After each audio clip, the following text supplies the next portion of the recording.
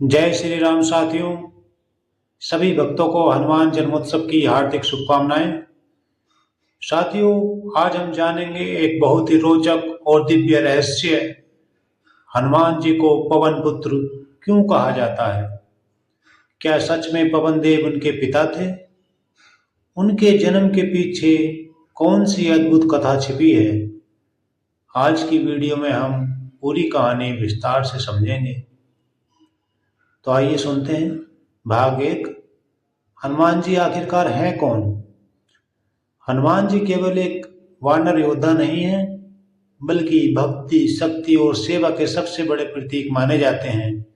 ये भगवान श्री राम के परम भक्त हैं।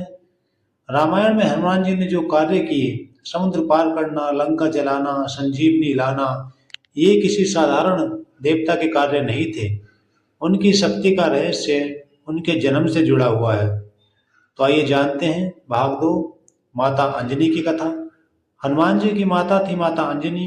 कथा के अनुसार माता अंजना पहले स्वर्ग की अप्सरा थी। एक श्राप के कारण उन्हें पृथ्वी पर जन्म लेना पड़ा। श्राप से मुक्ति पाने के लिए उन्होंने भगवान शिव की कठोर तपस्या की और वर्षों तक कठोर तपस्या करने के बाद उन्हें वरदान मिला कि उनके घर में एक दिव्य और महान पुत्र जन्म लेगा। तो यहीं से कथा शुरू होती है पवन देव की। वायु के देवता पवन देव ने भगवान की दिव्य ऊर्जा को माता अंजना तक पहुंचाया। पवन देव हर जगह उपस्थित रहते हैं। वे प्राण हैं, जीवन है, श्वास हैं। उन्होंने दिव्य शक्ति माता अंजना के गर्भ में स्थापित की। इसी कारण हनुमान जी को कहा गया पवन पुत्र। एक अन्य कथा के अनुसार, जो रामायण की प्रसिद्ध कथा है, अयोध्या के राजा दशरथ ने पुत्र प्राप्ति के लिए पुत्रेष्टि यज्ञ कराया। यज्ञ से दिव्य खीर प्राप्त हुई। उस दिव्य प्रसाद का एक भाग पवनदेव द्वारा माता अंजना तक पहुंचाया गया। उस प्रसाद के प्रभाव से हनुमान जी का जन्म हुआ।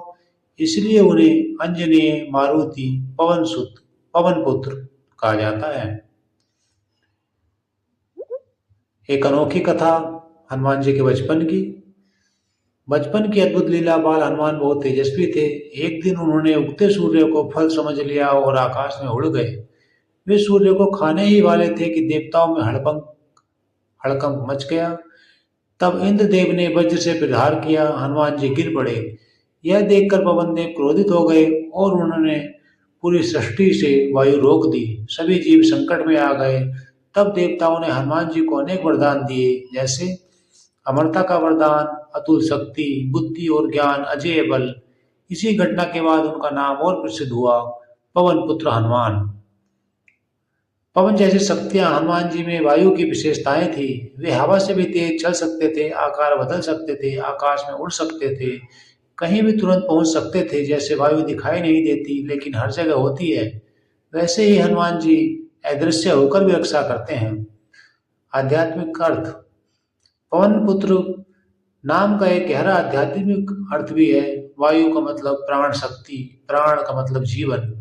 हनुमान जी प्राण शक्ति के प्रतीक हैं। जो व्यक्ति हनुमान जी की भक्ति करता है, उसमें साहस, आत्मविश्वास और ऊर्जा बढ़ती है।